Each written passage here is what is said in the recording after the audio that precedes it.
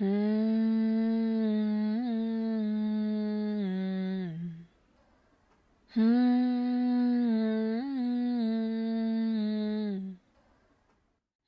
grandmother sang to me when I was a little girl.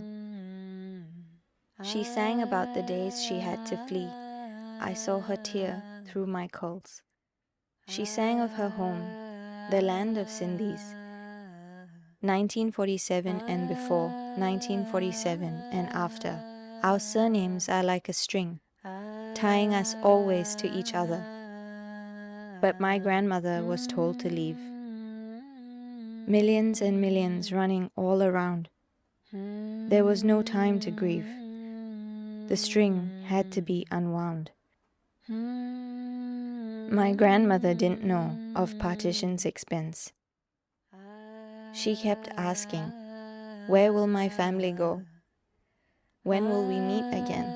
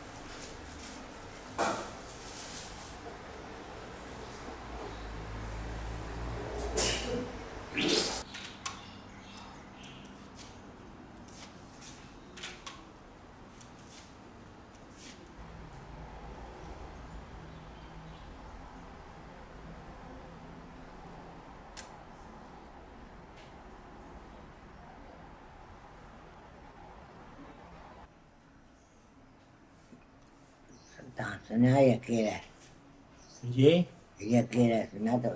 Tanu mana?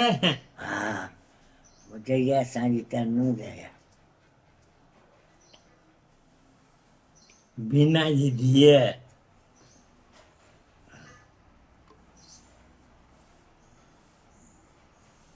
Dari dua ti.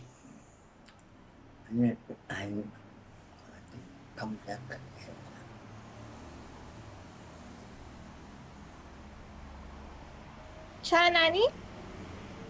And you used. Couldn't recognize you.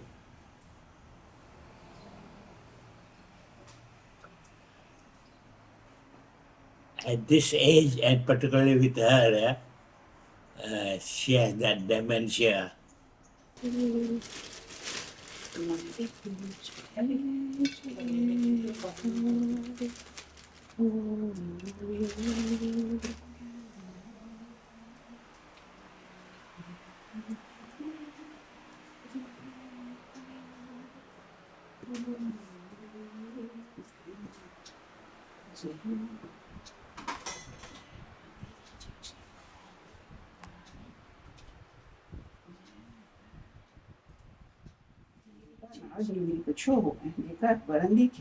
Vishnu भगवान ने भी साकतांश बस्ती तमाम के बुधाए तो तवा ध्यान दी बुधो निकलिए नाद बनी संसारी मानन के कल्याण वास्ते घणी लोक घुमंदो आखिर मृत्यु लोक में आयो मृत्यु लोक जे मानन के तरह तरह किस्मन जे दुखन में दुखी अनेक जोड़न में जवंदो मरंदो दिसी ऐं मानन के पापन जे करे रतन जरत सिंहासन अद्भुत छबराज स्वामी अद्भुत छबराजे नारद के तन रंजन नारद के तन रंजन घंटा धन हयाती में तिंजे नाम सा स्वामी कयल पाप मिटायूं था विनाए उमर ही सारी बहारी भाभी मन में बधी बाऊं प्रभु तो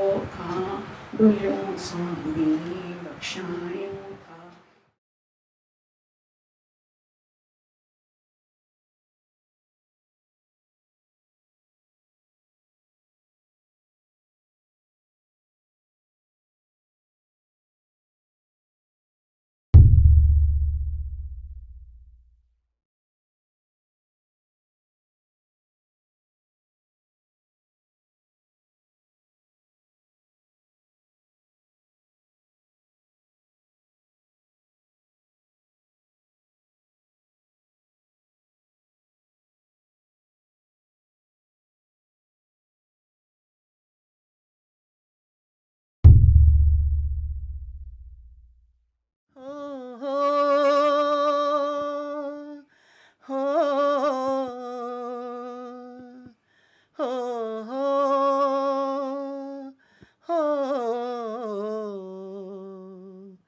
लाल मेरी पत रखियो भला झूलेलाल सिंदरी जा सेवर जा सखी शाबास कलंदर दमादम मस्त कलंदर अली दम दम बे अंदर दमादम मस्त कलंदर अली शाबास कलंदर हो लाल मेरी हो लाल मेरी. So, first, please, can you state your name, where you were born, just all the general information? Okay. I'm Sheila Malkani, and my maiden name is Sheila Kemani. I was born in Ajmer in Rajasthan, and I was brought to Hong Kong when I was 6 months old, and we were there until I was 5. I had bronchial asthma since I was 6 months old, since when we were in Hong Kong. And one of the reasons actually why my father moved to Osaka was because it was less humid than Hong Kong. Japan is pretty humid too, but less humid than Hong Kong. Okay, it was all business oriented, obviously. We were in an extended family in Hong Kong, and they wanted someone to start up a business here in Osaka. And my father, volunteered because I think he wanted to test his prowess. He wanted to see how he could do. I mean, the business was in Osaka, but everybody was, most of the Indians in those days, their residence was in Kobe. And in Kobe, I went to a Catholic, American Catholic school. Although we were Hindus in the house, in the family. So where did the Sindhi aspect come into the scene? Okay. I really wasn't aware that I was a Sindhi per se, but it was like there was a group of expats. So obviously, for example, our Sindhi community had its own club, and that was a different part of Kobe. And so most of the Sindhis went to that club. So there was already a distinction, but you were not really made to feel aware of it. It was just different. And everybody was speaking that one language that you would hear at home. The very Sindhi aspect of my life was family gatherings with other families. And all the fathers there were no lawyers or scientists or anybody in any other profession. Everybody was in business. My mother was a good cook, and she would cook a lot of good Sindhi food. So for me, the only place that I was really in touch with Sindhi was through my mother's cuisine. I recall distinctly that my mother could not speak any other language except Sindhi. My father obviously spoke English and Sindhi. So when they were speaking to each other, they were always speaking in Sindhi. So that's how you knew that they were speaking a language called Sindhi. Before I became interested in Sindhi, I have to say this very painful thing, which is that I hated being a Sindhi because being a Sindhi entailed, it was not per se Sindhi, it was because we were expats and everybody was, they had to be in one group of people. Nobody stood out. And in a sense, you could say that to survive, you had to be in one group. Now, why did we, me and my siblings, why didn't we learn Sindhi? Maybe because we were busy going to school and everything was in English. And Japan was a very unique country. I mean, nobody spoke English. Everybody was speaking in Japanese. So people were just struggling with English at school and Japanese at home. And I would say that we didn't have the luxury to speak a third language, although it's supposed to be my native tongue. Right. It was a luxury. And why did my mother and father not encourage us to really speak the language? They didn't have time. They themselves were struggling. So we were raised by maids, and obviously who did not speak Sindhi. So I don't know, that all sounds a bit of like an excuse. Maybe I was not interested until much later in life. So it just never happened for us. But I remember on my way home from school being especially worried and confused for my future as to what would I ever end up being. Was I going to be typically Sindhi, or this Japanese around me? How is it going to affect my life? At school, it was almost enforced on us, the Catholic religion. And then at home, I was sad enough to say for my Indian audiences that I just was not into Hinduism at all. I was always at a loss as to what kind of religion even I was going to be practicing in the future. Forget about culture. What about the religion? Japanese it was a tough language. And because we were only mingling with expats. So there was no need to speak. And I had Japanese friends. And, sometimes you'd want to talk about a book that you just read and you were so impressed with. You did not know the language. You just knew enough Japanese to get by. Because of this asthma, I was possibly because there was not enough oxygen a lot of times that I found myself being a little different from people. I was very, very different. And things that people accepted as normal or usual, it was not for me. When I was in school, even though my health, prevented me from really going all out and being, the top half of the class. Occasionally, I would put in so much effort, I would come out first, top of the class. And then I would suffer after that because my body really broke down. But I was a pretty good, academically, I think I was a very, very inclined student. I loved to study. I loved. So where nobody wanted to, I wanted to study Latin. Wow. Latin, my goodness, was such a tough language that even the teachers, why do you want to study Latin? You are not even going to go to university, because they all knew there was no such a thing as college for these girls. As soon as they were out of school, they would be engaged to be married. And I had to be different. Wow. So I wanted to take Latin, and I insisted. I fought with my father. I fought hard because I had plans. I had my own plans that I would go to America. And I would study in some university for 2 years, and thereafter study abroad to France. I fought hard. I fought so hard that my father gave in, and he said, okay, if you want to go to Delhi University, somewhere in Delhi. And I was like, oh no, what would I do in Delhi? But anyway, better something than nothing. So we landed up in Delhi.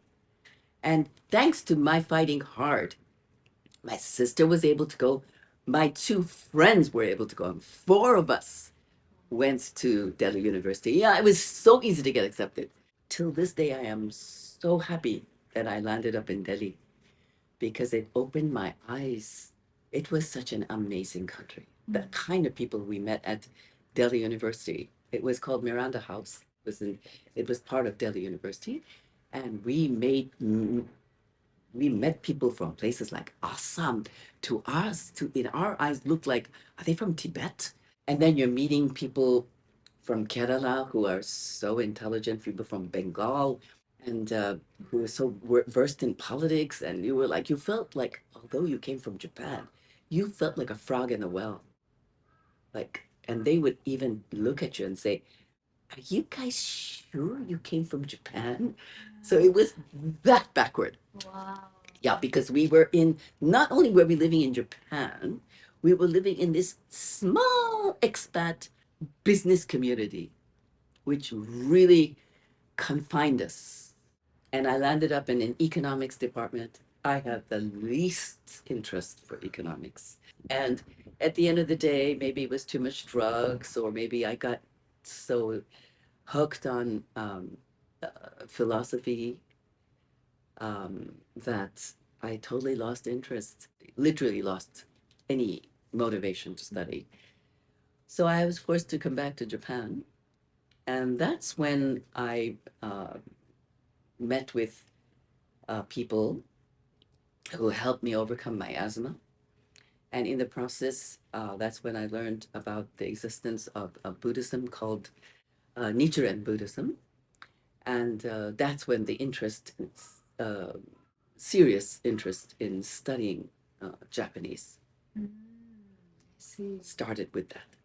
Wow. When I expressed my feelings that I really want to practice this Buddhism, they made me wait at least 6 months before I was officially inducted into the organization. They wanted to be sure that I knew what I was doing, because I was, after all, only 20 years old and had never seen an Indian, joining this practice, because there were no Indians in those days, not even in India. So Indian history we studied when we were in university. And that's when I remember distinctly we studied about the cradle of civilization, which is called the Mohenjo-Daro civilization, which is pretty much where Sindh is, around there. So I pride myself that I was one of the earliest, I would call myself extremely brave people to have converted to Buddhism. And that at that time, conveniently, I thought, no wonder it had to be me, a Sindhi, because Sindhis are, at the end of the day, probably very, very ready to do new things. We had to get permission. The Sokugaka organization was so proper. They said, we are going to come to your home. It's called a home visit. And we can officially get permission from your parents. My mother was crying because she was so moved by the fact that people who don't even know us, and a different even nationality, the Japanese, are so care so much about their daughter. And then, as far as my dad was concerned, all he was afraid of was this was some weird religion that, again, I would run away from home, because I had done that before with some Hare Krishna cult. I ran away from home. That was just before I got introduced to Buddhism. Wow. Just after I came back from In college. Japan. That Yeah, was in Japan. yeah. He was afraid that I would, do that. So the first question he would ask the leaders then was, my daughter's allowed to practice at home, right? And then, yes, of course. And like this. And we only ask that you give her permission to practice. And then, but she's coming back, right? Yes, definitely. She's practicing here and she will be here. Okay, then. And they made him sign a piece of paper saying that he would allow for this. Wow. So it was a pretty formal thing. And then my father even offered to pay for my first altar to enshrine the object of worship. They thought it was just a religion that Sheila was into, and she wants to do it to improve her health. And for them, they were desperate because I was like literally on the verge of death almost. I was so bad, the asthma attacks. It turned out that after I started practicing, my values changed. So what did my parents, how did they react? They thought we didn't bargain for this part. And obviously, being the eldest, I had an influence on my siblings. And this doesn't usually happen, but in my case, it did. My siblings joined almost simultaneously. Wow. So the siblings all joined together. So all of them were influenced by me. So my poor parents were, they felt cheated. Oh no. All our Okay, we allowed Sheila because we thought she's going to die otherwise. But then no. So it must have been very tough on them. And then how are they going to deal with their peers in their community? Or maybe not even explain and try to hide or whatever, but they couldn't. They couldn't. It was Right. becoming more and more obvious. My father was trying to understand better, but my mom was dead against. She was outright against everything. She was upset, sad, because the values were changing, and she didn't like it. My dad was a bit more flexible. He himself was searching. So he was different. Meeting with my present mentor too, Mr. Daisaku Ikeda, who loved India so much, or instilled in me a pride of being Indian, opened my heart towards my own country, India, and also opened my heart towards the country I was living in. And I delved further into the local community, and I found peace with myself. I remember distinctly friends, Indian friends, were like, we thought you were crazy, but you are really crazy, Sheila. You have really gone bonkers. Who, at this age, I was 24, in those days, 24 people already married. At age 24, you want to go to acupuncture school when everything is in kanji and you don't even know kanji. And they were right. I did not know it. So I really didn't have any knowledge. So I don't know how I did it. But look at me. I did it. I passed the national exams. I became an acupuncturist, by the way, the first Indian woman in Japan to have passed the national exams, all in the kanji character. I came out in the newspapers, on TV even, national broadcasts TV. So I was the first Indian woman, and see, again, Sindhi, so brave. My life was opening up, and I had to fight for that. But because my father was proud of me that I passed the national exams. And he was proud of me, and that was more than enough for me. But as soon as we'd step out of Kobe and my home and travel to visit relatives or everything, they would outright laugh at you and say, like, what good is it what you're doing? And obviously, while I was looking down on them, they were equally looking down on me and thinking, this woman is, forget it, case. She's a, what? Basket case, whatever. No, I had plans for myself. And so this was tough because my parents were obviously, I had to hurt them in their feelings. I said, Dad, I am going to find a man right here in Kobe. And I'm going to get married to that person. I wasn't even really sure. I just had to make a statement.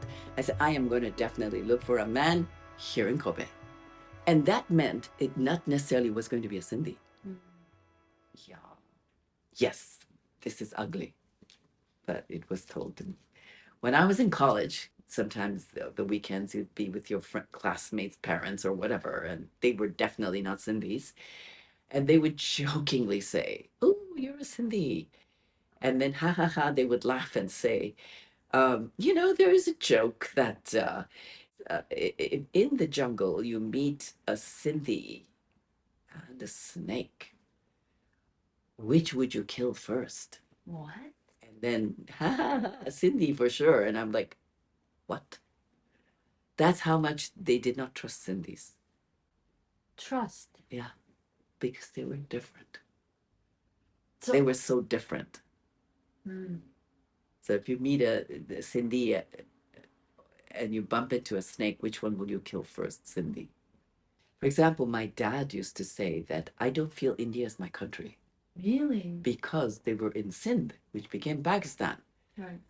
So when he came to India, they looked at him separately, obviously being from Sindh. The Indians themselves, Indians in India, it was difficult for them to embrace what had now become Pakistan. So my father also never felt a part of India. So he would feel a kind of resentment, like India is not my home. He would just tell us privately, India is not my home. I really loved my dad because I felt that he was more open, obviously by virtue of being a man, and traveled a lot, and so I was Has seen a lot. seen a lot, very open-minded. So I was very, I per se in my heart I was very close to my dad. On the other hand, my mom was the epitome of a woman I never wanted to be. Mm. So that was not fair because she had no choice to be but what she was. She was just so caught up in her world of being Sindhi, an expat in Japan, and nobody really, no family, because all her brothers and sisters were in Singapore, and so she was the kind of person that I just did not want to be. So I feel terrible about that. I feel closer to my mom now more than ever. And by the way, the thing about my mother that I appreciate the most, even to today, is that she was a fantastic cook. The other day, I had a small party get together. My family came, Karna, you were there too. And then my sister even went out of her way to compliment me and say that your this tastes better than mom's. And I thought I did it with my ingenuity and my freedom and my love for my roots brought me back full circle, trying to run away. You know, the smell of fenugreek and what was being cooked in the house in the early days was like, I detested the smell. It was for me the Indian. I would just I hated it. But then being told that I emulated my mother was for me a proof that the path I am on right now is taking me back to my roots, not only embracing it, but taking it to different heights. So it took a lot of courage, but here I am today. I happened to meet a Sindhi who, by the way, was brought up in Mumbai, and I'm a Sindhi who was brought up in Kobe. So my flavor is Sindhi, but I'm from Japan. I speak and read, write Japanese fluently, and I understand the Japanese people. But by virtue of Vinod, who's my husband, is born and brought up in Mumbai, it felt like it was an international marriage, to be true, honest. It was. So it was shocking for me. And in fact, I was a little wary. I was proud of my roots, but I was not going to hold on to that. In fact, I thought that how can you, I believed in world peace. So how can you have world peace if you're going to stick to one specific, how can you realize world peace if you're going to think only about things like that? I am a Sindhi. That's why, my favorite words were, you're a Sindhi, they would say. You are a Sindhi. And I would say, yup, I'm a Sindhi too. T-O-O. I love that. I'm a Sindhi too. I think that's great. I think we have all of it. As far as Indian politics is concerned, I think of late it's becoming dangerously too nationalistic. You can have your roots and be proud of it, but my heart expands into the world. It is not exclusive to India, it includes everything. But you have to stand somewhere. So I stand in this country of Japan, which I am proud of, and my roots in India, which I am equally proud of, and no denial, because denying your roots, absolutely unhealthy. My name is Karuna Kimani. I'm 21 years old now, and I was born in Kobe, Japan, to an Indian father and a Japanese mother. And my dad was born in Kobe, Japan as well. And my mom was from Osaka, Japan. But I've been born and raised in Kobe. As of now, my first language was always English, and then I started learning Japanese. I think just as long as we were in the household, we would be speaking both. We call it Japanglish because it's in a mix of Japanese and English. You hear both mixed in with words, and two languages I can speak are definitely Japanese and English, but I can't speak any Hindi and I can't speak Sindhi.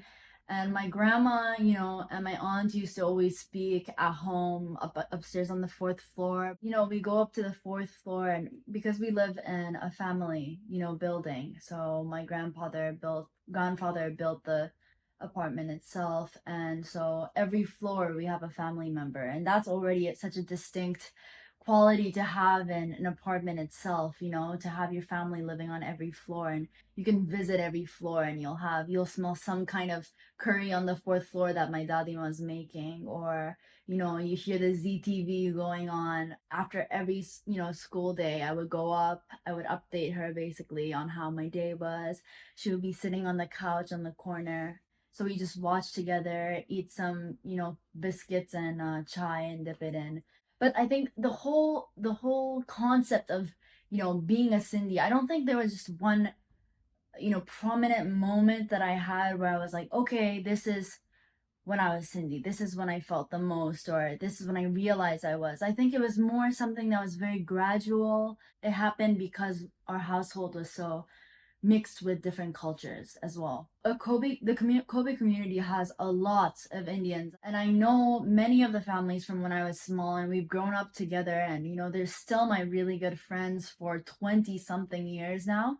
So in terms of that, we've always had our Diwali Diwali dances, Diwali performances in October, and we would all get together. Me and my friends, Sindhi friends, Gujarati friends, Punjabi friends, everyone, we would come into the stage area of the Indian Center social. We have like a society, center, and we would be performing every October to the new Bollywood hits.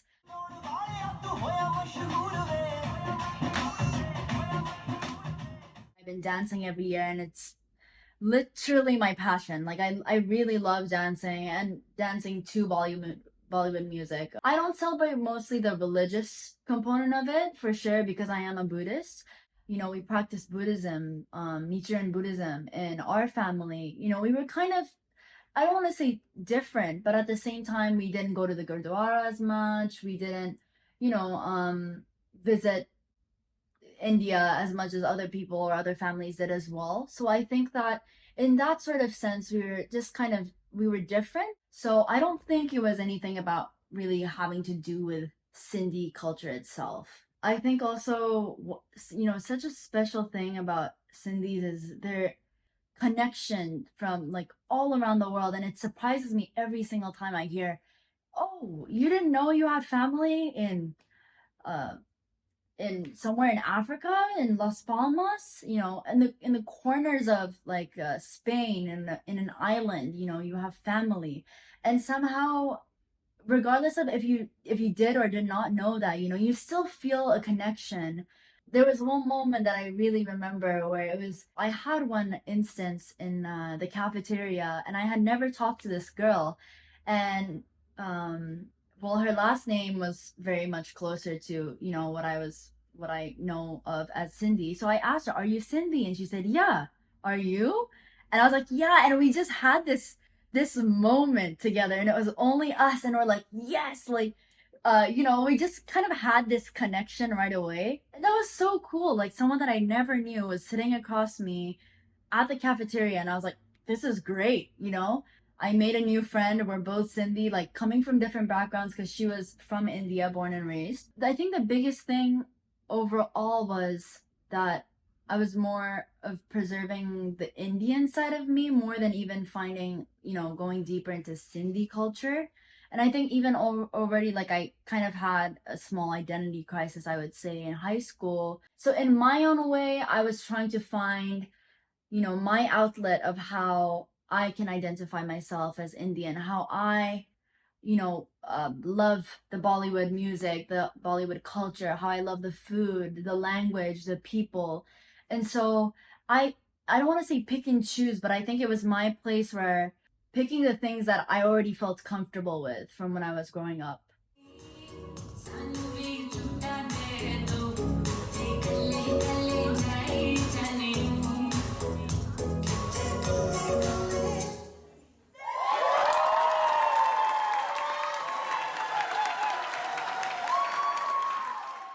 They really travel out to a place that's unknown, and they go into a country, have to speak the language, immerse themselves. And Japan is so, so much farther than India regarding culture, language, anything. And I still remember her, kind of trying to, like, her face recollecting back to how she remembered it. These were things, that first-hand experiences that she would tell me that I never knew of. I think that, that's what they all, say in terms of many cultures are sometimes lost in translation, or are kind of dissipating away as, new generations don't learn. I think history is such a big part of it, but I never thought of in a way that it was ever kind of being lost, or it was losing the culture itself. Partly because maybe I haven't known Sindhi culture in full bloom. I don't know it as much as maybe an actual Sindhi. Um, but at the same time, I think like that's what's special for me, because I hold things that are, maybe some things that are Sindhi and it's Japanese, but that's my whole experience of it, and that I get to share with my kids. And I get to interpret that, make my own memories, and share and spread that to others as well. And I think that so everyone, or every single Sindhi in London and in Tokyo and in LA, they'll have all their different stories to tell. And I think that's so special, that there's not just one thing that we can preserve, or there's, losing something. It's just that we keep on sharing these stories, and we never lose the rich history that comes from, our grandparents and our older generations.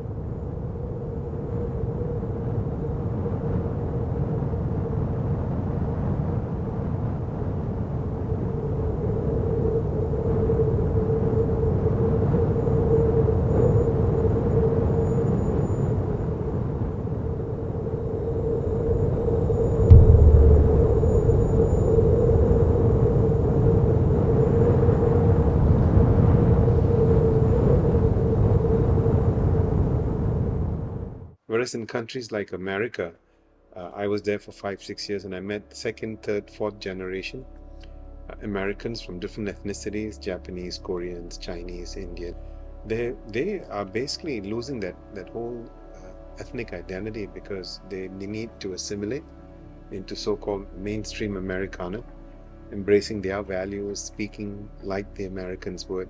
So there's a lot of pressure in America, and that's where you see that dilution happening in the second and third generation. Oh, sorry, one sec, I'm getting a call. Oh, it's my cousin Karuna from Japan. Hi! What's up? Doing good. How are you? Good. I'm just in the middle of an interview. Can I call you back? No problem. No problem. Okay, cool. All right, I'll call you back later. See you. Bye. Okay, Okay, let's let's start. do this. My name is Nuki. Yeah, my name is Gotham. Currently, I'm self-employed. I'm a health coach and I'm a yoga teacher. I grew up in Singapore until the age I was 13, and then I moved to California for high school. Came back to do the army, and then I moved back to the States for college and then to work for a few years before moving back to Singapore. My dad wanted to expand his business, and so we moved, the whole family moved there together. Yeah, it was awesome. Completely different experience than going to school in Singapore. And people are so much friendlier over there, and just growing up in that school environment where sports is kind of like a thing that people love to do and feel proud of, like excelling in sports. So I just like fell into that culture. But when I came back to Singapore, I didn't have the intention of moving back. I had just left my job in New York, and I was planning to move to California, so I decided to come home for 2 months. While I was here, my parents suggested that, oh, why don't you apply to jobs and just see? So I applied to Dentsu, and they gave me an offer, and then I just decided, okay, I'll just accept it and see what it's like working here. And then I've just stayed, and it's been 4 years since then.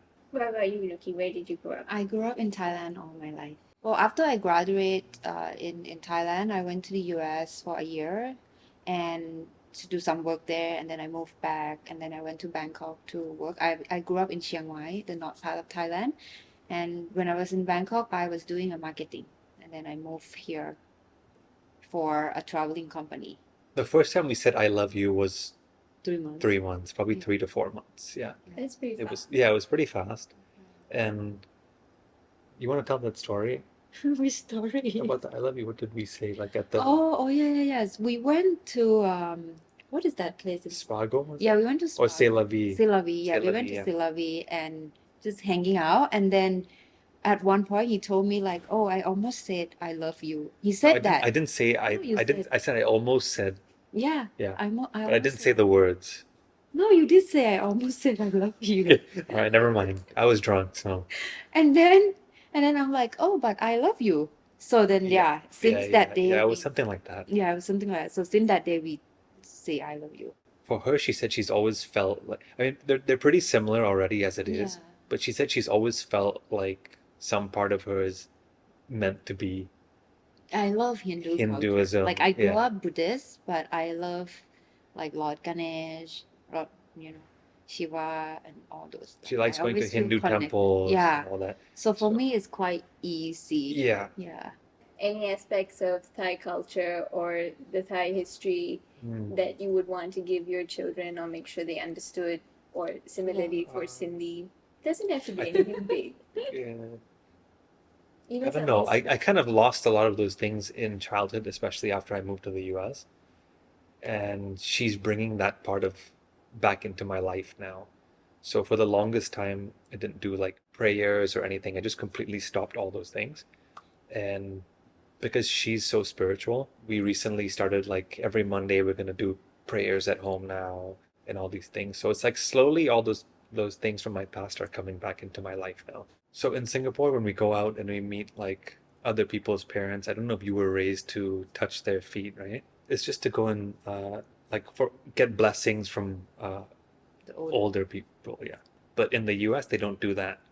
So when we would go visit our friends' homes, and I would meet their parents, my dad and mom would always be like, "Don't forget the parapao." So we would do that, and they would look at us like, "Oh my God, your children are, oh my God, they're such good kids, such good kids." And we were the only ones to do that. And we did that to every Indian family's home that we went to. And the reaction was the same because they were so taken back by us doing that. You're still doing it. Like even you teach me to Yeah, do but it. in the US, they don't do that. I have a story to share though. Like, so when we first dated, he told me that he's Indian but he's Sindhi, and at the time I was like, "What is Sindhi? Like you Indian but then you Sindhi?" But then you also were not able to like really like it. You just say like, "This is the kind of Indian I am." So that was his explanation. Like the kind of Indian you are. Yeah. Okay. There's certain things about Sindhi people that when you say you're Sindhi, they have this impression of like, like very smart with business and very wealthy and stuff. So I have that kind of pride with being a Sindhi, but I've never really thought about it like, Were you ever curious about where you came from? no. Do you want to visit Sindh, or do you? Yeah, I wouldn't mind. I would like to see it. It's in Pakistan, right? Okay. Well, actually, when we moved there, we still were doing our prayers every Monday and stuff, but that was basically it. Like, I mean, in Singapore, you're just so much more exposed to that culture. Everybody around you is involved in it, but we just don't have that same community over there. Like the Sindhi group versus the Gujarati group versus the Punjabi group, we're all quite different, and some go like Punjabi temple. Punjabis go to Gurdwara, and Sindhis go to Sindhu house and Hindu temples and all that. So that was like our identity. There is a Sindhi New Year's, right? So my dad-in-law, my mom-in-law was, I don't know when that date is, but when they send us the, oh, today is a Sindhi New Year's, then I will just repeat what other people say, like Happy Sindhi. What about when you went to Sindhu house? Oh yeah, I yeah. mean, you're always meeting the same group of people who are all Yeah, but I Sindhis, don't, and everywhere we go, it's always the same group. I don't have like a word or like like like how to explain that, but I just see everyone as the same as me in a way. So I don't know how to see the different from here and there. Yeah, when we go pray. Yeah. But as a Buddhist myself, I also go to the temple to pray. So it's like we are doing the same thing. We go to pray, but in a different God, I guess. And did you feel accepted by Gautam's family and the community? Yeah. Surprising, yeah. Did it, From the very was it- first day, I never felt like I'm different or anything like that. Because for me personally, I like new culture. I like learning new things. So it was very interesting, and I'm always curious to find out, to know what they are doing. So I always ask my mother-in-law, like, what is this? What is that? Like, very curious to know. So for me, it was, yeah. And I found the wedding is very fun.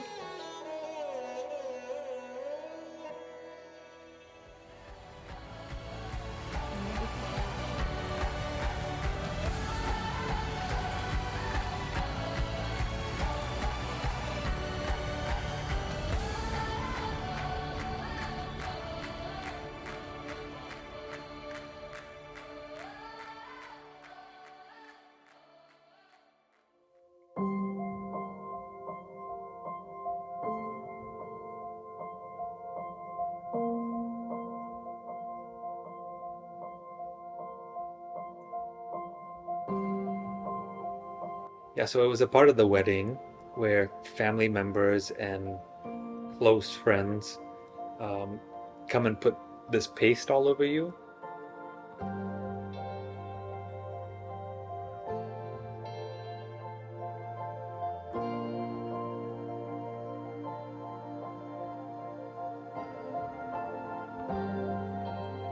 And then after that, your friends will rip your clothes off, which kind of symbolizes a new beginning, basically. It was fun. Yeah, it was really fun. I enjoyed it. So yeah, it's more fun to do the ripping than it is to be the one that people are ripping clothes off of. Definitely.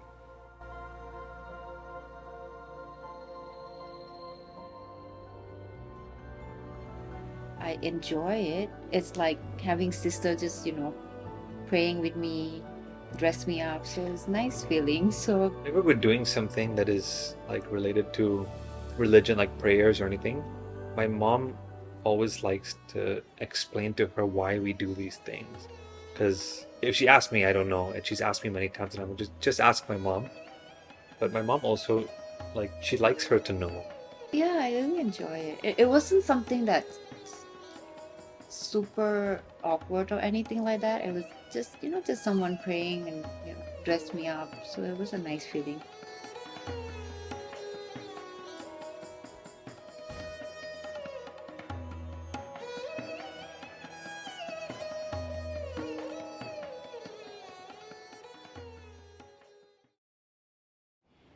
Did you ever meet other Sindhis in the US?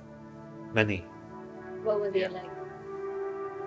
Just typical Americans, like there's not really a distinction between American Indians and Americans. They're all kind of the same.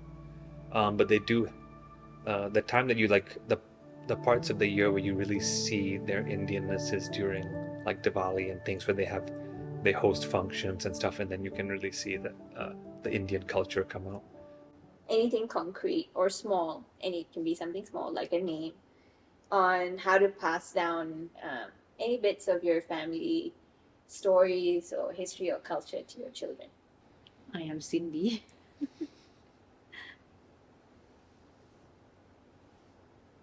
Probably just the last name. Definitely, I would teach our children a lot of Thai culture, like how you respect the older people and how to say "ขอบคุณครับ" "ขอบคุณครับ" or definitely Thai language. I don't have language to share with my kids. But for me, like going to the temple, I think that is something that I would like our kids to do as well. But other than that, there's not too many things that I grew up doing that I can say is like a Sindhi thing to do. Do you ever feel worried about the Sindhi culture completely disappearing? I don't. You don't? No. I think it would be nice to kind of keep the culture. I don't know how, but if there is a way I can contribute to that, then I would want our children to know some. Yeah, I'm not worried about it completely disappearing because I don't think it will. But you already don't No, but remember anything. no, I'm just saying I'm not worried about it.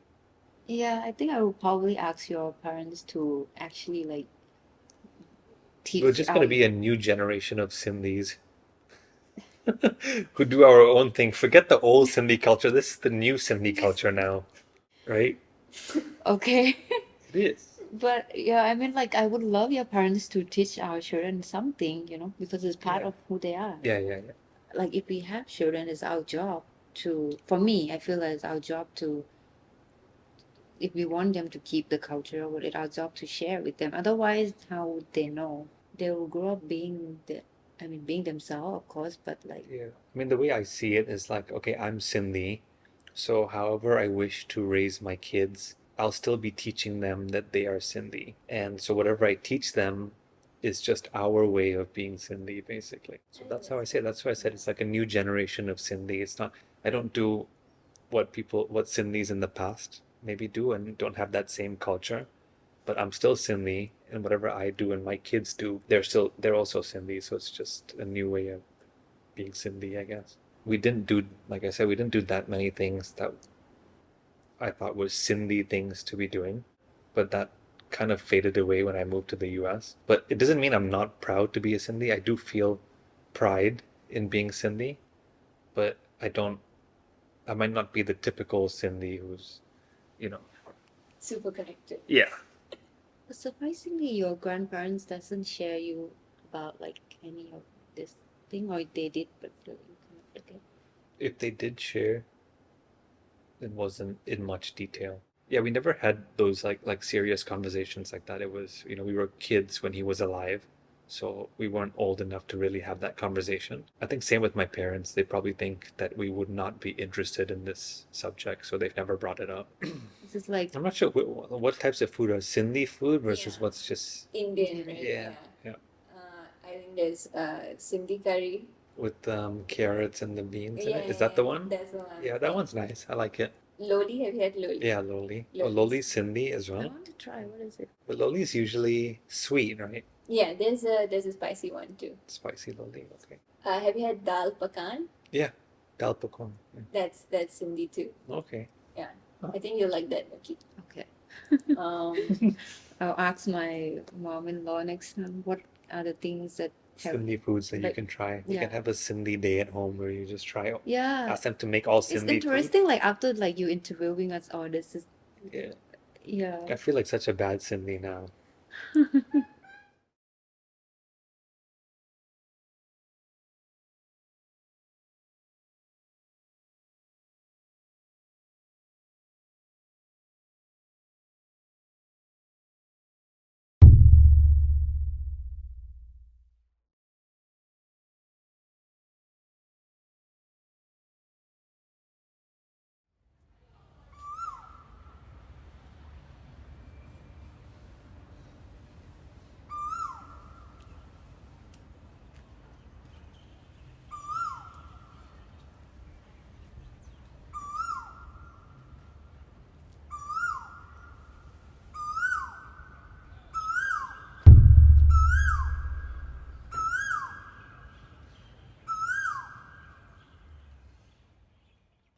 So my Sindhi identity is very strong.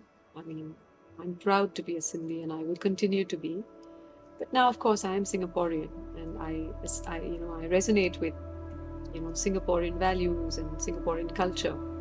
But that is, me as a citizen of a country.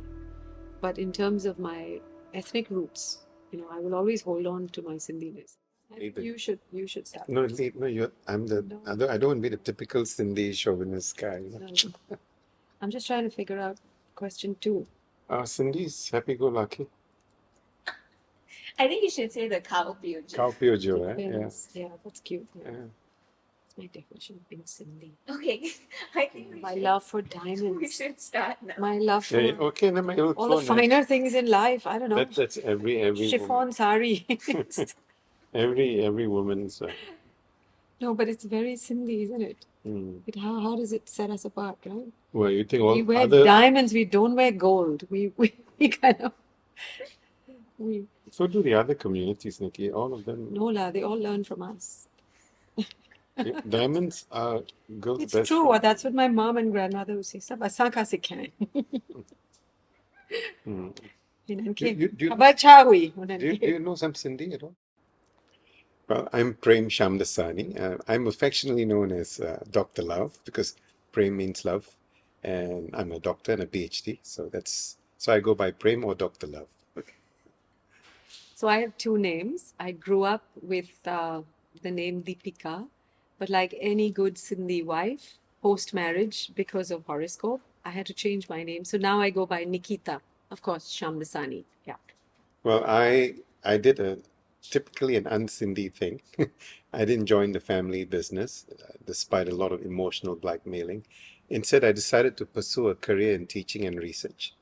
So I teach at NUS Business School, and I've been there for 36 years. So I started off as the quintessential homemaker, and then somewhere along the way, I decided to do something other than that. And so I'm a home baker. I do cakes and I take orders for wedding cakes and novelty cakes.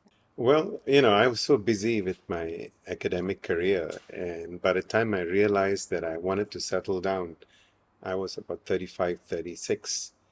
And, by that time, all the so-called available Sindhi girls were all taken, married, some to friends and other people. And if it wasn't for a good Samaritan, one of the aunties who lived in this condominium, she was sort of looking out for me. And she said, you have no time to meet, and the pool of available Sindhi women here in Singapore is very limited. She said, why don't you go attend this wedding? And there's this lovely girl I want you to meet. I know her family, and I think you'll really like her. So I basically attended a big fat Sindhi wedding in Mumbai in 1995, and that's when I met Nikki. Yeah. So yeah, we were arranged. Something similar to Prem. I lived and I was based in Dubai, and I was too busy with work to have time to meet anyone. And so, the wheels of the Sindhi matchmaking process, started to move, and I had uncles and I had aunties looking out for me. And similarly, I attended the same wedding, and that's where we met, and things just took off from there. Yeah. Initially, when we met, I mean, we were excited at the same time, we were unsure. And of course, she said no, like any good girl would, I'm not ready, I'm not interested, that kind of thing. But I think it took us, Playing hard to get. yeah. And I think it took us, 6 months, since we met. Yeah. 6 months Yeah. of, just communication, talking, and then she visited Singapore and then met my family. And it's a big decision, and sometimes no one knows for sure whether this is the right relationship you're getting into. Marriage is more than that. It's obviously about commitment, and when you see the commitment in the opposite person, and also not just from the person himself or herself, but also from the family, it makes you belong, makes you feel like you belong, because there's acceptance on all sides, and that really, really is a catalyst to a successful marriage, according to me. So I never questioned it. I mean, I knew deep down that I would probably be happiest if I married someone from within the community for reasons I've explained earlier. I just felt safer. I don't know, it just felt right. It felt like, if you're going to take the plunge, then you take a calculated risk. But like Prem said, I mean, it just makes it easier, I feel, to fit in, to adjust, to gain acceptance, and to accept the other people. Of course, it would be easier for us as parents also to identify with, your spouse is someone from the same culture, your traditions are similar, your cuisine is similar, you even to some extent think alike, and the families are very aligned in their thinking. So I feel that makes settling in a lot easier. Yeah. Yeah. Wow. Yes, the national identity is Singaporean, and Singapore has done a good job and made us proud to be Singaporean. And so, yeah, I think, and one thing good about Singapore, unlike other countries like in the US and Europe, Singapore always encourages you to be proud of your roots, your ethnicity, your race. There's no pressure to be a mainstream, Singaporean culture. You're Singaporean by national identity, but do hang on to your roots, Lots of stories of, how they lived in really big houses. And I mean, I hear a lot about the trauma of partition. I hear more about that. And how my dad was, I think, 6 years old when he had to flee overnight. And my grandmother recounts stories of seeing truckloads of dead bodies as they were, running away. And I know she did go back at some stage to see the house where they all grew up and how it was all taken away. Other people were living in it. But yeah, so I hear a lot of partition related stories. Yeah, I think my dad also had a very traumatic experience during the partition. He grew up in Hyderabad, Sindh, and he said his childhood friend, his neighbor, whom he used to play cricket and go to school. So when the partition was announced, his neighbor happens to be a Muslim Sindhi, and my father was a Hindu Sindhi. Overnight, his neighbor, just changed and turned on him, brought some so-called goons with him with rifles, and told my father to leave his house, abandon his house, collect his belongings, take his parents, aged parents, and run, go across the line, and threatened to kill the family if they didn't move out, So it was a very traumatic experience for him. He still remembers, and as Nikki mentioned, there are a lot of sources saying that millions of people lost their life both ways during the partition. People who had to leave India and resettle in Pakistan, and those who had to leave, Sindhis especially, who had to leave Pakistan. So my mom talks about that, although my mom never had to migrate, and neither did her mom. But she does remember a time when she says people would heckle them and call them refugees, or make faces or make those Sindhi signs at them, basically making fun of them. But they just took it in their stride and they just went on with their lives. Yeah. Yeah, they're basically refugees in their own country, right? Having lost the state, and wherever you resettle, whether you resettle in Bombay or Chennai, or Calcutta, you're seen as refugees. Eventually, I don't think that gets questioned anymore. We're not looked at as refugees anymore. And we assimilate really well. And you can see also adding value. Sindhis have given back to India in many ways, education, entertainment. So, I think the Sindhis are seen as. You look at all the education institutes in India, in Mumbai, all the institutes of higher learning are all under the Sindhi board and trust, some of the best colleges. Yeah. But we forget that India is so diverse in itself as well, regional, subculture, languages, ethnicities. So I think even in India, I mean, the pressure to assimilate to be Indian, basically embracing the Hindi as your main language. So, and I can see that dilution already happening. A lot of Sindhis growing up in India don't speak the language, Sindhi, I mean, because they learn Hindi and maybe, other regional languages. I think that's when, even though we are a diaspora, even though we are, separated, that sense of community still exists, although it's being diluted through the networks, the business networks, the weddings. And, usually our family or surnames give us away, right? Yeah. So someone who sees you with a Shamdasani will ask you, are you Sindhi by any chance? Yeah, I feel we haven't done enough now, being in Singapore for so many years now. If you compare Sindhis with other communities, Punjabis, Gujaratis, Tamils, yeah, they work harder, you know, in perpetuating their values, their culture, their rituals, their languages.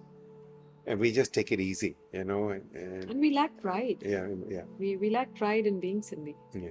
I think our Sindhi weddings are probably among the most cosmopolitan weddings ever. There is no emphasis on rituals. It's more like It's a big party. It's a big party, and the rituals are just the exotic side of things. I mean, again, it's right up there with the Sindhi ability to assimilate. But I would like to see a little more emphasis on tradition. But this little rituals that we have, like the Gari Buki and all that, keeps you rooted, you know, and really, you know, adds meaning to to a Sindhi wedding. Otherwise, we just one party after the other, you know. Me compared to my grandparents or my parents, I feel like I haven't put in my fair share of passing down the culture and the heritage. And I suppose that also comes from the fact that you know, we're all trying to get away from our Sindhiness because we want to prove that we fit in, and we are becoming a lot more anglicized. What makes it challenging is that, you know, we're such small communities, wherever we are, you know, and the fact that there's pressure to assimilate into the majority community, you know, really results in dilution in many ways. You know, I hear some Sindhis who are not proud to be Sindhi, they rather not be associated with Sindhis for whatever issues they have or stereotypes they have. And that's sad though, because that becomes a real challenge once in the third or fourth generation. And every generation you lose a little bit of the Sindhi in you. I mean, you take an example of the Gujaratis. Navratri or Dandiya is something that adults, youngsters, all of them participate in with a lot of pride. Whereas for us Sindhis, if you talk about maybe Thadri or any festival, it's like people are shirking away, they're shying away. They don't want to be associated with it. Yeah, and that's a real concern. You know, subsequent generations will, once you lose pride, then what's stopping you from, you know, losing that identity? I mean, you see Gujaratis, even if it's two young people, if they meet a fellow Gujarati, very often they break into Gujarati.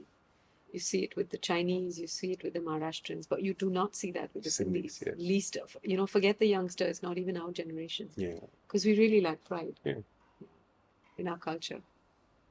You know, and Sindhis will just eventually assimilate and integrate with, you know, the local communities wherever they are. So that business network was actually a glue that kept the networks going, you know, the gossip, the information. The money. But that's going to get diluted now, seriously, as Sindhis embrace becoming professionals. We are recording. Hello. My name is Namita Moginani. I think being a Sindhi is confusing to me. Maybe it's clearer to other people. But to me, it's a cross between identifying myself as an Indian, because that's what I would tell people by default if they ask me that in Singapore now. So the reason why I say I'm Indian and not Pakistani is honestly because I don't feel very connected to the word Pakistan, simply because my ancestors left when the country was forming during the partition, and also not really being entirely Indian because of our culture, our language, our food. You'll find small clusters of Sindhi people that have moved post-partition. So I think that's where I really can, if I close my eyes and I think, okay, who is a Sindhi person and what is a Sindhi person, I would think about these people in my community. If I had maybe just a minute to talk about what Sindhis are, is through reinforcing the stereotypes that I'm supposed to be debunking. So stuff like, oh, my community is very wealthy, a lot of them have businesses, a lot of them dress up a lot, they go for lunches and dinners. A lot of them wives are, you know, tie-ties, stay-at-home wives who are focusing on other elements of their life. So that's how I would explain it right now, because I think it's a far too deep and heavy conversation to have with somebody like on the coffee table, like, oh, Sindhi. Like, what am I going to say? Oh, it's a lost identity and culture. Like, I don't go there unless people really probe. One memory I remember from a very young age about me being Sindhi. My family, like our surnames end with Ani, and a lot of my friends as I grew up in kindergarten and primary school also had Ani. And I used to see them outside school at different functions. And then that's when I realized that I was part of a community that all ended with Ani, and therefore we were Sindhi. Looking at the success rate that we've had, despite not having a state, and when you look at everything that the Sindhis have achieved, I take a lot of pride in that. Look at Mohenjo-daro, look at the Indus Valley civilization. We were literally the root of civilization if you go back as far as that. The Indus Valley civilization, the Sindhu River, first flushable toilet was found in Mohenjo-daro. Yeah. Why would they want to get rid of us? Yeah. As I grew older, I started getting more and more curious as to who I really am. Because especially after realizing that a lot of my friends who were from other communities spoke their own language at home. And I remember from a very young age not knowing how to speak Sindhi, and it really bothered me. Like, first of all, I learned Hindi in school as my second language, but even that we didn't speak at home very much because my dad learned Malay. He was born in Singapore, and so back then they didn't offer Hindi as a second language. So he took Malay, and my mom is from India, so she learned Hindi. So the common language for us at home was English, and that, like, those questions kept popping into my mind. Why can't I speak Sindhi? Where are my grandparents really from? So all my Sindhi friends, whenever we would meet up, I don't think that the topic of identity ever came about. So yes, I did feel different from other Indians, and I think that feeling became a lot stronger once I went into my junior college, and that's when I met a significant group of Indians that were not Sindhi. There were questions both from my classmates, my Chinese classmates, or other races as to what I was because I didn't fit the bill of a typical Indian, and also amongst my Indian friends as to what really being a Sindhi person was. That's when I started realizing that the way their households run are very, very different from the Sindhis that I knew and myself, in fact. So the way their parents would interact with them, what they prioritized in terms of their life, whether it's running a business or education, the kind of food they ate at home, the language that they spoke, everything was very different. The way they would dress up for functions, whether it's wearing a sari or wearing a Western outfit. So these things started dawning upon me. And I think then I started going deeper and realizing that their rootedness to their culture in itself is so different. So my boyfriend, he is Bengali, Rivik, that's his name. He didn't know many Sindhi people before meeting me, and didn't know much about the community. So the only thing that he knew about being Sindhi was that your surname would end with Ani and that you were rich. And I realized that a lot of non-Sindhi people or people who are not close to Sindhis carry those stereotypes with them. And these are Indians who know of Sindhis to begin with. I think there's a little bit of tension on that because so like what I mentioned, he's Bengali, and he's very close to his community and culture. So at home, they speak Bengali, they eat Bengali food, they go for all the Bengali events. So when we talk about like our culture and what it means to us, I think I have a lot less to bring to the table than he does. And so I find actually very weirdly that I'm being pulled towards another culture. It's easier for me to latch onto something that exists very strongly, right? So he makes jokes about, oh, how we should learn Bengali. I'm like, I want to learn Sindhi first. I want to know what Sindhi culture is first. So to me, what I do when I explain to him is really share my sense of loss, like how lost I feel, rather than bring to the table what my culture is. Now that I think about it, and we have this whole conversation about culture, I do see some of my culture being lost if I ever have children in the future, only because their parents would be from different communities. But to me, when I chose to get together with my current boyfriend, it never crossed my mind that I should be dating a Sindhi. But to me, it was really about the person, and the person just happened to be Bengali. So I don't feel like I'm betraying it in a sense. I do worry now. I don't know if this culture is even going to stay on for the next generation. Like, think about it. People my age most of us can't speak the language. For me, it's really not much. I mean, and I hope to change that. But I can't cook most Sindhi dishes. I can't speak the language. I can understand, but how far can understanding the language really help pass it on, right? I used to go on Instagram and I used to location tag Sindh, Hyderabad Sindh, because there was this deep curiosity in me to just see the land that I came from. So I didn't end up seeing stuff like Sai Bhaji, or I didn't end up seeing the usual things like Diwali. I wouldn't end up seeing the same like setup of a prayer that us Hindu Sindhis in Singapore do a lot at like our offices and our homes. So that's when I started realizing that hey, I can blindly type Sindhi and Sindh, and I will find a very different version of what a Sindhi is than what I know. And so I think being a Sindhi in India, where there are a few million of them as well, it's very different from being a Sindhi in Singapore, or being a Sindhi in Jakarta, or being a Sindhi in a place where you are not just a minority in terms of your dialect, you're also a minority in terms of your race. And so it becomes very confusing as to what is Hindu, what is Sindhi, what is Indian. It all just jumbles up together into your easiest version of identifying yourself. So my mother thankfully speaks Sindhi.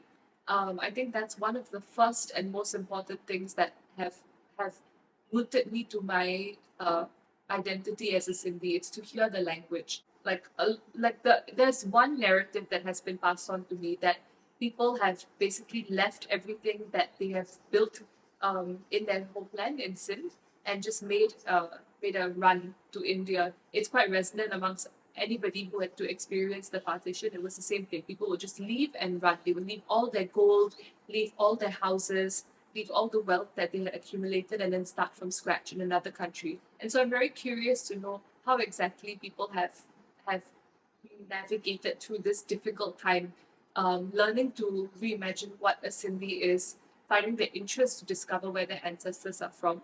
And it's a shame that you have to do that and to relearn what you have been made to unlearn. I'm not sure what the reason was, but my parents at that age when they were younger may not have asked the questions to know where exactly we came from. I'm sure if I go there and there is some connection that I start off with, then maybe I can find it like in an adventure. I'll be like searching up books, address books of Mohinanis and Kianis and Nagranis and Vaswanis, which were basically like all of my grandparents' surnames, and then trying to trace each of them to go down deeper and just visit the spot that my family had come from, so that I can just see the soil that we grew up in.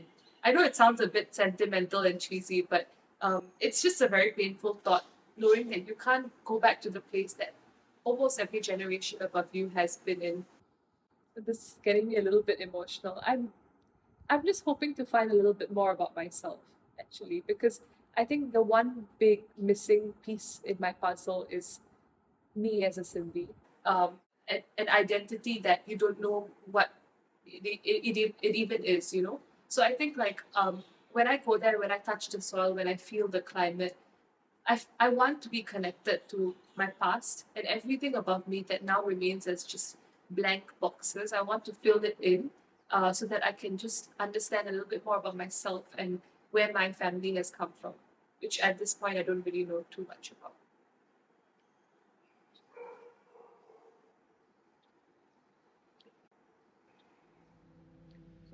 I had a business associate who was not Sindhi, they were sort of Gujaratis, but Muslims.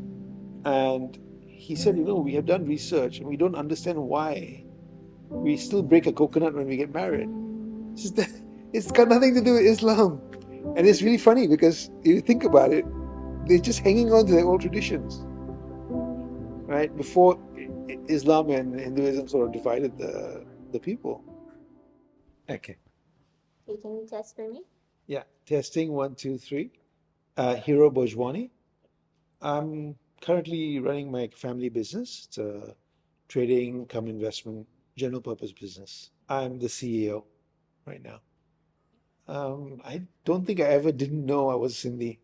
You know, it's like it's ingrained into you. Like this is what we do, this is what we are, and stuff like that. It's every day of your life. So I never really ever thought that I was not Sindhi in any way. And I think you didn't realize how Sindhi you were until you went to school and you met a whole bunch of other people.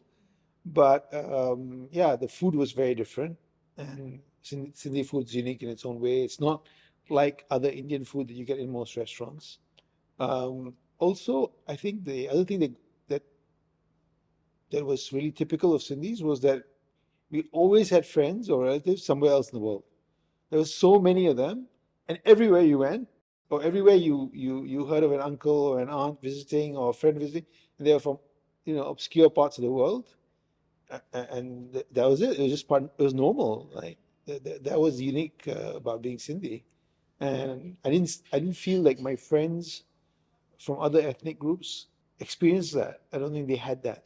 I think you find that many Sindhis, in whichever way they end up, they always sort of on the enterprising front, somewhat entrepreneurial, yeah. And there are certain interesting traditions. Like if you ever watched people dancing at a Sindhi wedding, and that one song comes up, Masta Kalandar, everybody goes nuts, right? Every Sindhi goes nuts when they hear that song, and it's unbelievable because it just connects all of us, no matter which part of the world we came from. Yeah, so I mean, these are the things that sort of unite us in a sense, that unite the community wherever we are in the world. How do I define myself? I mean, if you ask me what's my nationality, I'm Singaporean, obviously. But if somebody asks me, what are you? And it's like, that kind of general question. And my immediate thing would be, first of all, I'm Indian. Because especially here, people don't seem to think I'm Indian. Everything in the Semitic range, from being Jewish, Iranian, Spanish, Italian, Greek, Turkish, yeah, all in that whole range. Saying I'm Sindhi is something I would say to another Indian, but not necessarily to anyone else. But I don't think it's not everybody else who can associate or understand what the distinction. If you think about it and say, okay, what makes it home, besides where your family is or whatever, it's also where you're comfortable, right? And if we're, as I said, we're quite an international community. So there's so many places where we are comfortable, immediately comfortable. So yeah.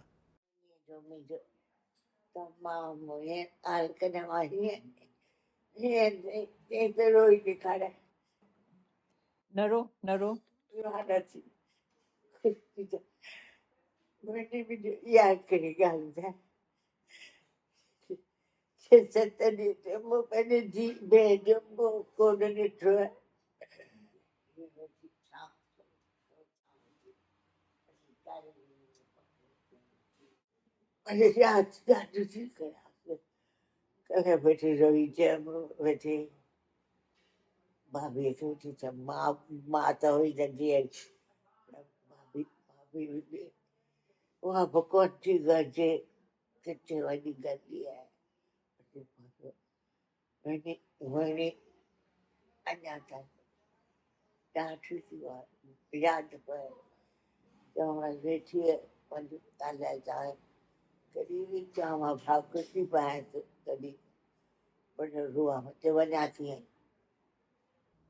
So, okay, when I was young, when I was really young, I thought being Sindhi was being a businessman.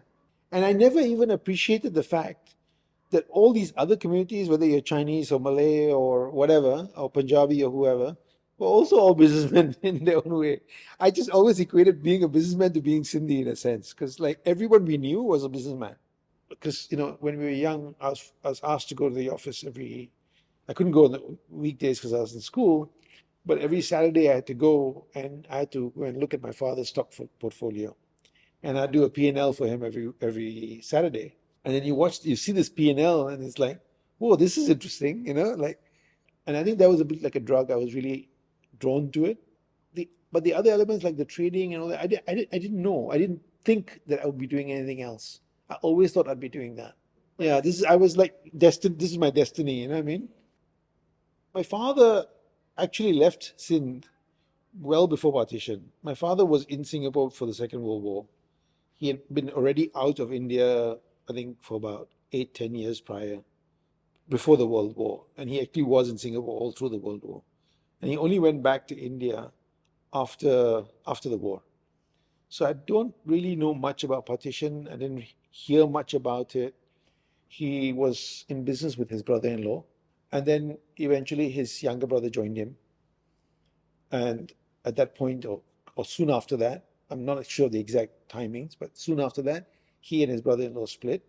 And he started a business together with my uncle. So the two of them were running the business. And then my father, finally, when the business grew large enough, split the business up so that there was a retail element and a wholesale element. The wholesale company was Shankar's Emporium. And that was set up in 1957. So when it started, way back in 57, it was doing just general trading. Anything and everything was okay. And the whole idea was to diversify and also find a way that if there was a business that the kids would be interested in at some point or the other. See, some people feel that they were forced to do this because of partition. But that's not the truth, okay? Sindhis were outside of Sindh, outside of India, from the 1800s. In fact, the oldest Sindhi businesses were set up in the 1800s here, right? So they've come here voluntarily. And they've gone all over the world voluntarily in the quest to build their fortunes. I wouldn't describe them as refugees or exiles. I would describe them as expatriates. They were voluntary expatriates. They left their country. They left knowing they went out to get work.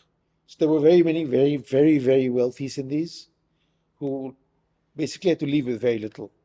Yeah, many of them had fixed assets, lots of land, plantations, whatever. They had real estate. They couldn't take any of it. They couldn't sell it. They had to walk away. So it's only what they could carry that they left with.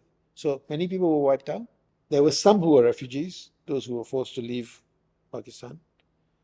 And probably that's the big bulk of them. But I don't think that Sindhis ever kept a refugee mentality about themselves. How well they've sort of inculcated themselves and ingrained themselves in every community they've gone into, right? So if you go to Spain and you meet the Sindhis there, they speak Spanish and Sindhi, but not English, right? Because they don't need to. They're really part of the community there. And also necessity, you know. These guys were all trying to make a living. They knew that was their future. Wherever they went, that was supposed to be their future. So they were working really hard. So it really is amazing. So if you, for example, your Chachi's from Philippines, right? If I was going to do business with someone in the Philippines, I would call your uncle up, your Chacha, and I'd say, listen, have you heard of this guy? Can you find out more about him for me? And I would get something tangible within an hour or two, right? I don't think many people have that kind of network available to them. Many other communities, I mean, they may have in one or two places, but not on a global base. It's very hard for them to find out stuff like that. So it's really useful, that network, and it is global. You can find out stuff about people from all over the world. Of course, you don't always find out the truth, but you find out something.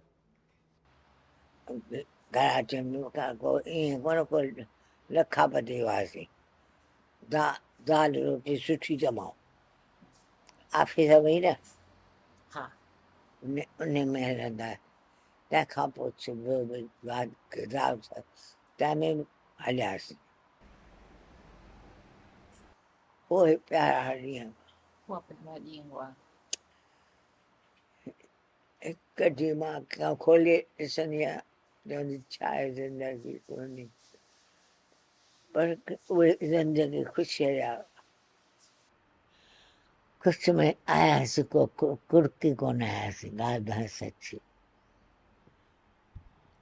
की आया We're definitely a global community. Everywhere you go, everywhere you turn, you'll find some sort of Sindhi presence. It doesn't matter which part of the world you go to. So for me, the most classic story is my friend was driving from Paris to, I think, Madrid, and he had to go through a mountain pass between the two countries. And It's this one horse town kind of place, like you see in a Western movie where there's one main road, and then the big shop in the middle was a Sindhi store. It was too funny.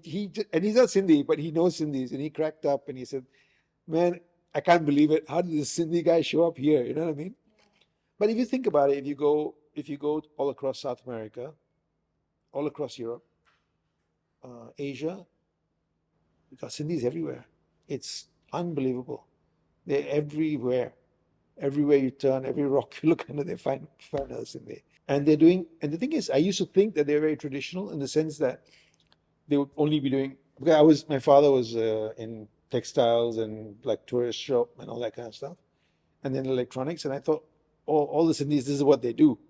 But you know what? When you meet them and you talk to them, you realize they're doing so many different things, from running optical stores to running huge factories.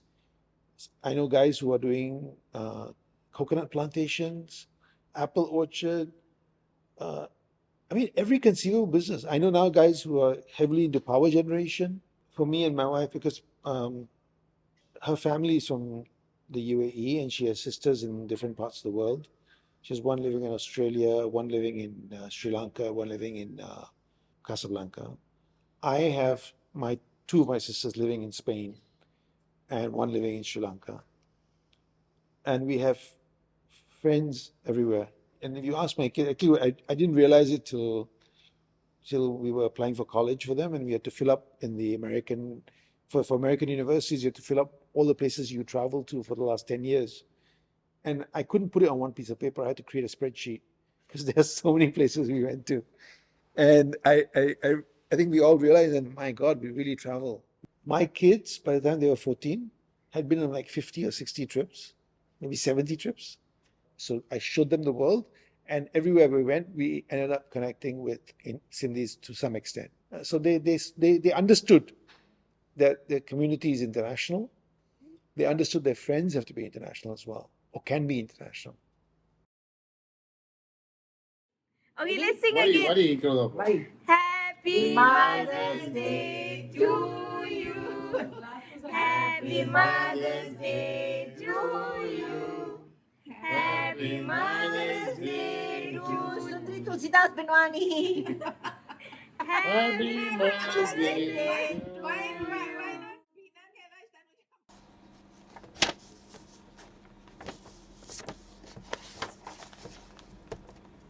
I don't know whether you are aware the turmoil we had in those years. 1947 was a very, very exacting and difficult year for all the Hindu Sindhis who had to leave Pakistan. I will not say Pakistan, I will say our dear Sindh. But then at that point of time, our parents thought that this is going to be a temporary phase. See, people born and brought up for centuries in Sindh, we never thought that we are going. So my father and my mother, they stayed back. The rest of the family, we left, we came to Pune. After Pune, we went to Madras. In Madras, my health deteriorated because the climate didn't suit us. This was in late teens and early 20s. So my mother said, "Beta, now you are also grown up, you must also earn some money." So in 53, my mother pawned her gold bangle and borrowed 500 rupees. And that 500 rupees, I bought a BOAC ticket from Calcutta to Singapore. Luckily, my Masi was already here. You know, your Nana's mother. She is my real Masi, my mother's sister. So I stayed with them, and then I started looking for a job and started working in High Street in 1955. There used to be shop houses. All the shops down there, mostly 80% were Sindhi shops. The Adlani Silk Store, A Fundamal, Singapore Silk Store, NJ Bhagwan. In mid 80s, There was a recession. I lost in textile. I was a textile businessman. My company's name is Sir Textiles. I lost $500,000 in bad debts. In the 1980s, $500,000 is a big amount. And I owed money to the bank. They were chasing me to pay.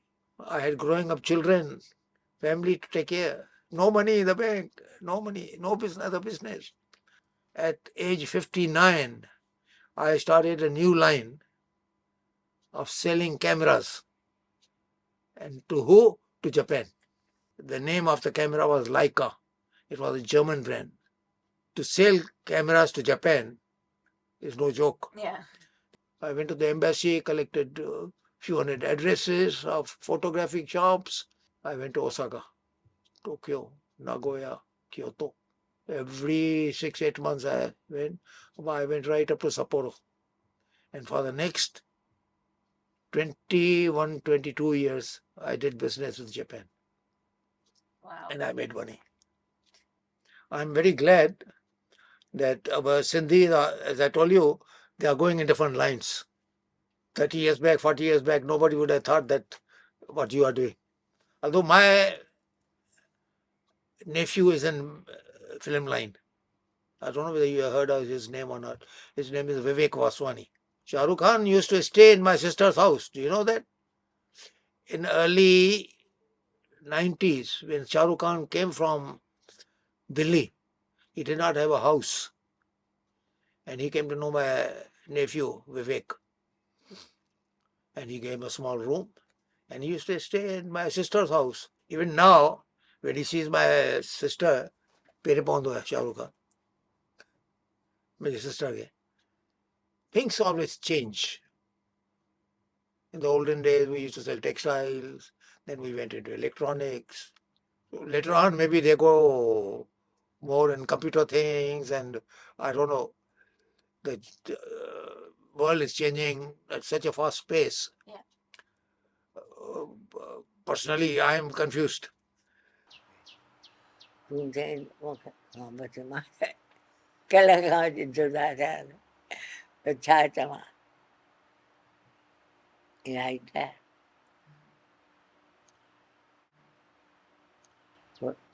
दिल थे यादि करे पोइ चवंदी आहे चवंदा पोइ ईअं मूंखे जॾहिं गॾिजंदी पहिरीं मां भाकुर हुनखे पाईंदा ऐं ईअं इहे चढ़े जूं ॻाल्हियूं वेही कंदी आहे पाण में पंहिंजे हिते रूम आहे न भई एतिरा रूम पिया आहिनि किथे न किथे मंझंदि हुते वेठियूं इहे सोची सोची भई कॾहिं निंड अची वेंदी आहे कॾहिं निंड ईंदी कोन.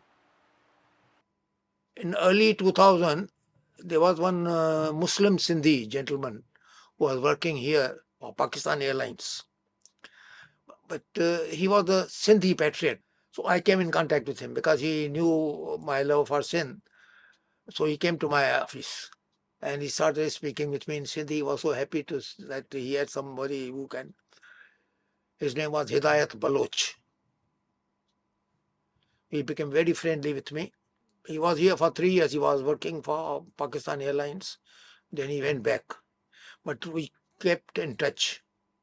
So whenever some of his Sindhi friends used to come to Singapore, he recommend them to go and see Vaswani. So a few other gentlemen also came here.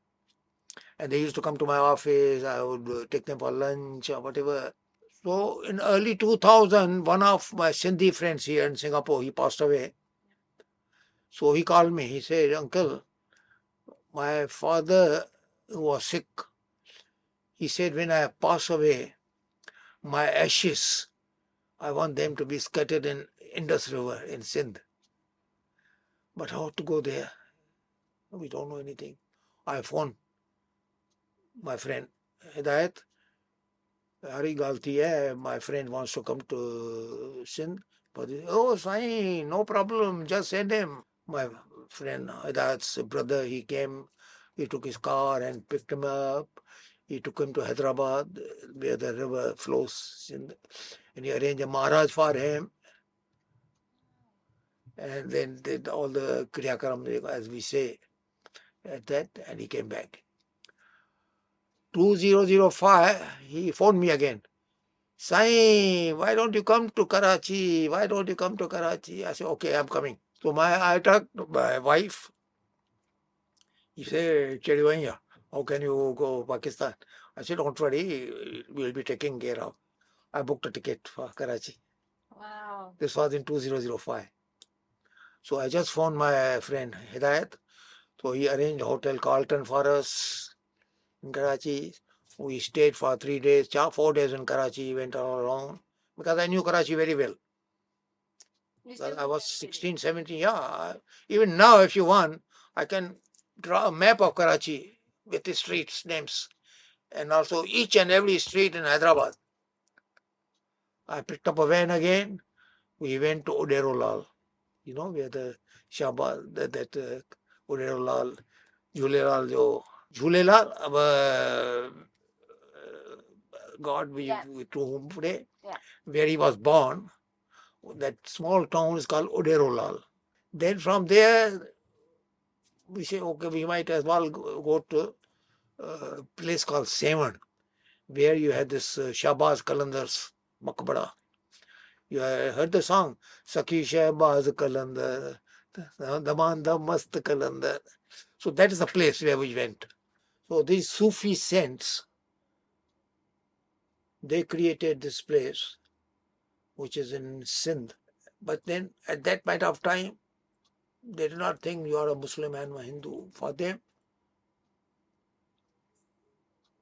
there was an almighty somebody. That's why if you know the phrases of the song, Namada Bastakaland, Wasi to Sabaji Andar. So it's combination of the Sufi sense and about Allah. That's why I say Damanda Mastakalandar. लाल में जी पत्थर रख जे मला झूले लालण सिंदरी जा सेवण जा. So they established this. When we went there last time, you will not believe. When we reached there, one guide was also with us.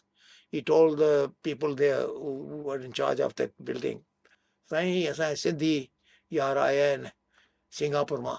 Hey, Sahin, acho, they took us. They, Paibu hai, Pakhar we call. They opened an air-conditioned room for us. They arranged food for us. We were Hindus. They were Muslims. But they were Sindhi Muslims. They were happy to talk to us in Sindhi. They could see, see, I spoke to a few Sindhi Muslims over there. They were very unhappy. What happened after Pakistan?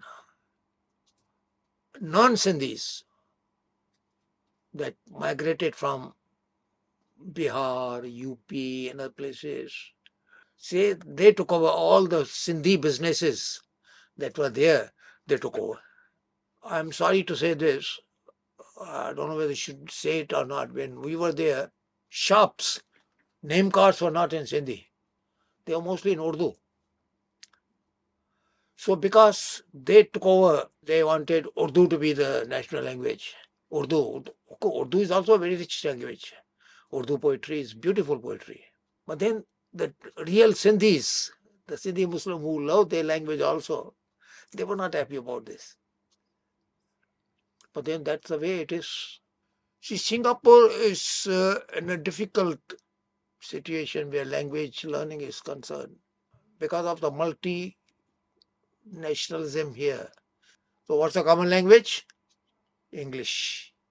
There are many Chinese, like our Sindhis, they are also very upset that their children cannot speak proper Chinese. They cannot speak proper Malay. They cannot speak proper Tamil. But this is the problem which the community has to solve.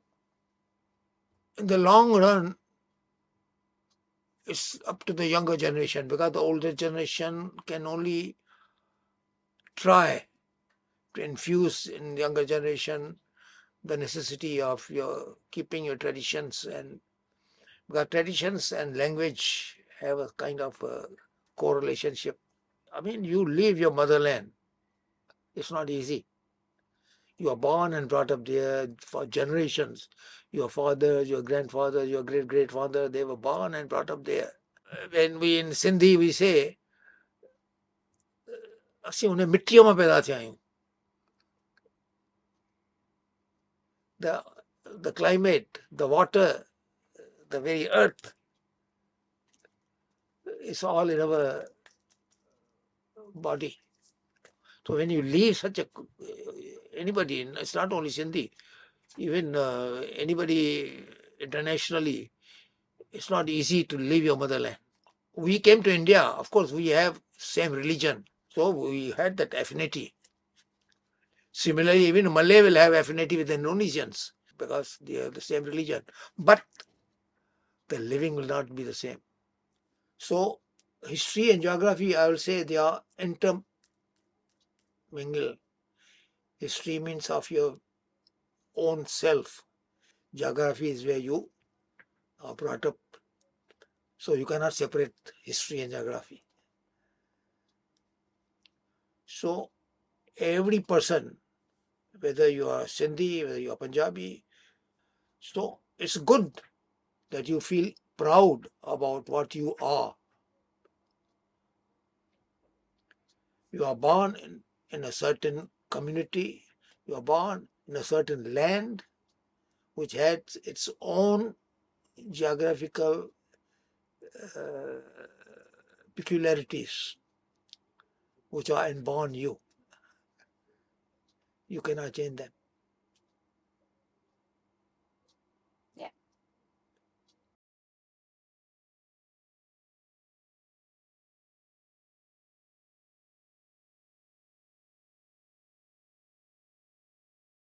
जरा सीधा बैठो. सीधे नहीं बात करो. आजकल इधर मोटी हो गई. हाँ, खाई को न मिले. वो केड़ा बेचो. They between. किथे धीरज दे. इन्हें बाहर में से रुको करो. हाँ, मुझे मजा हेलो Mummy. क्या है? हाँ We need your phone. We need your phone now. क्या है? मोहिनी नानी मोहिनी. हाँ मोहिनी. ये क्या है?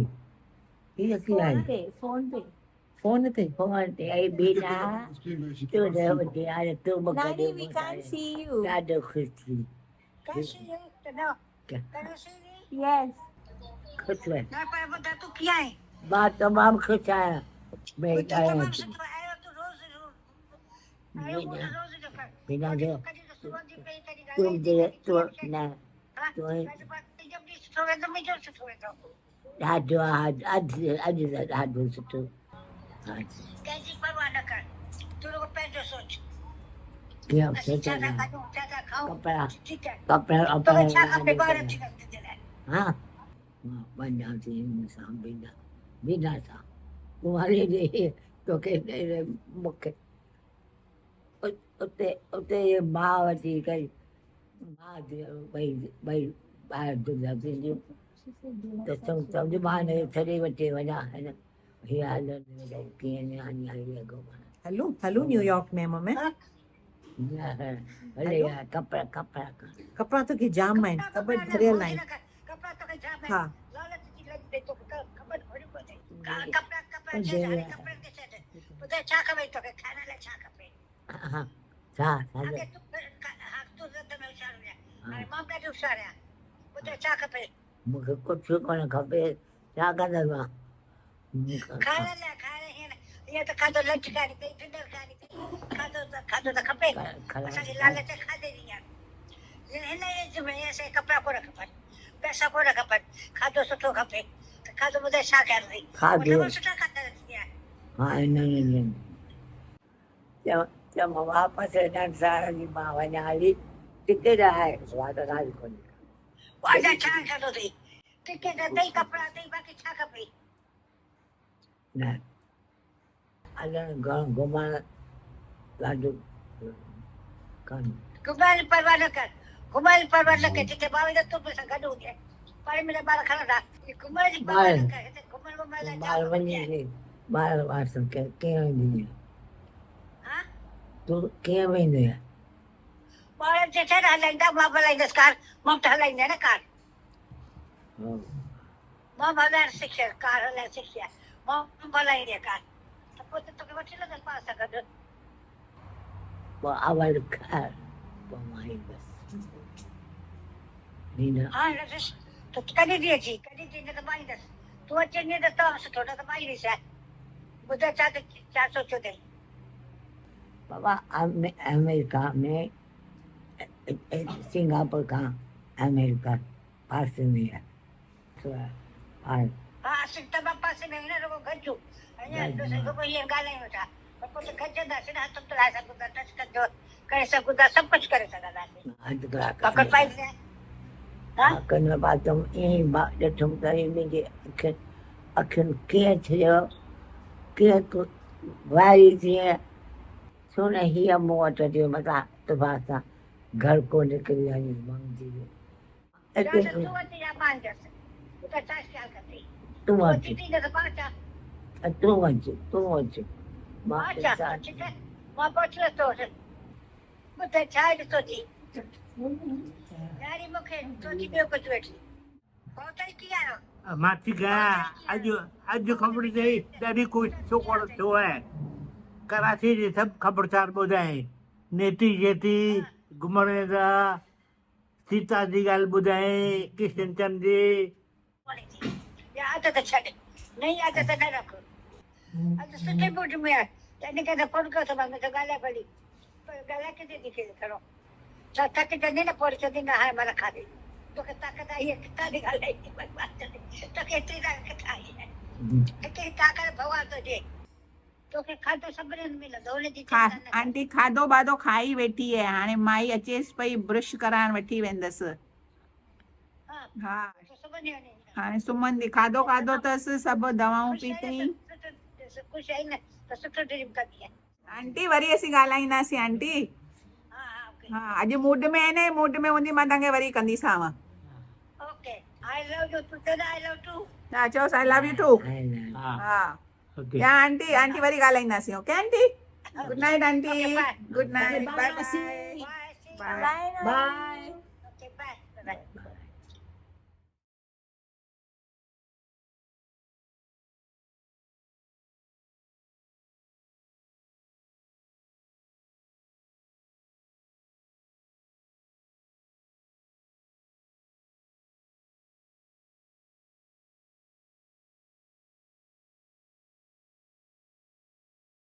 गाता रहे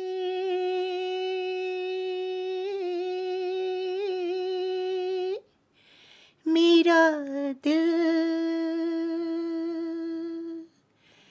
तू ही मेरी मंजिल, गाता रहे मेरा दिल, तू ही मेरी मंजिल। हाय कहीं बीते ना ये रातें, कहीं बीते ना ये दिन, कहीं बीते ना ये रातें, कहीं बीते ना ये दिन, गाता रहे मेरा दिल। प्यार करने वाले प्यार ही करेंगे, जलने वाले चाहे जल जल मरेंगे, प्यार करने वाले अरे प्यार ही करेंगे, जलने वाले चाहे जल जल मरेंगे, मिलके जो दर के है वो दिल हरदम ये कहेंगे, कहीं बीते ना हो, कहीं बीते ना ये रातें, कहीं बीते ना ये दिन, कहीं बीते ना ये रातें, कहीं बीते ना ये दिन, गाता रहे मेरा दिल।